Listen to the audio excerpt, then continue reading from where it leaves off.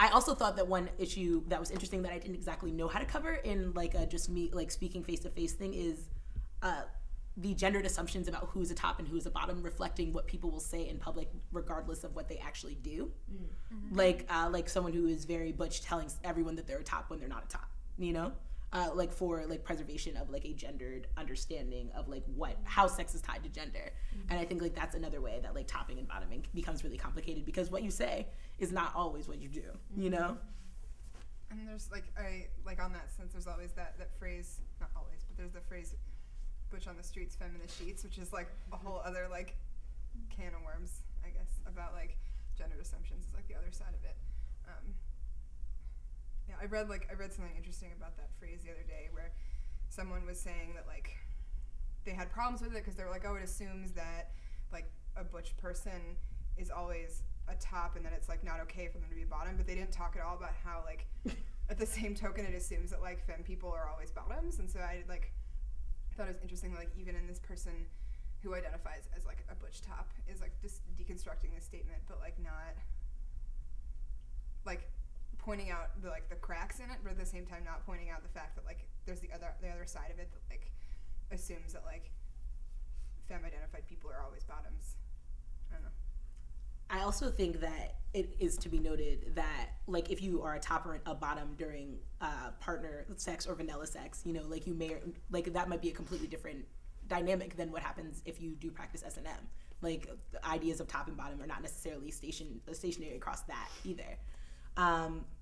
But something else that I did find very interesting in the Roloff Mauskowitz Reiger article was that they broke it down into graphs by race.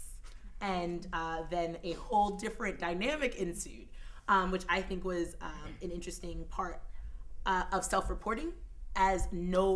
They interviewed 76 black men, and not a single black man said that he was a bottom. And I just think like that, and then every other group of men of color, Latino men that were surveyed, Native American men who were surveyed, and Asian men who were surveyed, unanimously said that they were bottoms or versatile, and none of them reported being tops. And I think like that era in self-reporting like reflects a lot of the understanding, like the racialized understandings of those categories in and of itself, and like how dominance and like a desire to be dominated plays into self-reporting whether or not you're a top or a bottom, and how like I've also been thinking a lot about how bodies dictate whether or not we feel like we can be tops or we can be bottoms. Whether or not that be like your body as it like pertains to your genitals or your body as it pertains to your size or shape. For me, I know it like as it affects like my ability. I can't like take a lot of weight on me or and also can't be in like a standing position or a position where I am carrying weight for a long time. So I think in a lot of ways like I default to bottom for that reason. And I think like that, and I've heard like similar stories from people who share my ability level or have like similar disabilities to me, like be they chronic illness or arthritis, like rheumatoid swelling conditions of that sort, where like carrying and moving or moving a partner or moving yourself on a partner, it becomes like a non-issue almost, and like also issues of balance. So it can also be an element of like wanting to work with whoever your partner is, so being influenced by, you know, not necessarily your partner, but the other person you're being intimate with or other people, you know, by their desires, and then the way that you take on your role of interacting with bottom tendencies or top tendencies or whatever. So recognizing that can have a really big effect on the way people perform sex acts, whether or not it's a different discourse in their head. Well, we're like coming to the point where we need to wrap up. Thank you so much, everyone, for coming.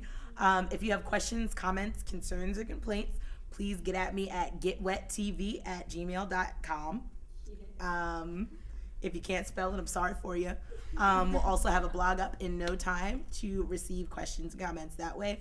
And look out for in the library and a bathroom near you for a comment box or complaint box or question box that you can just drop it in physically. So thanks you all for coming. And all come again. Applause. Can you do one of the shots where it sweeps across the top of the head? That's the one.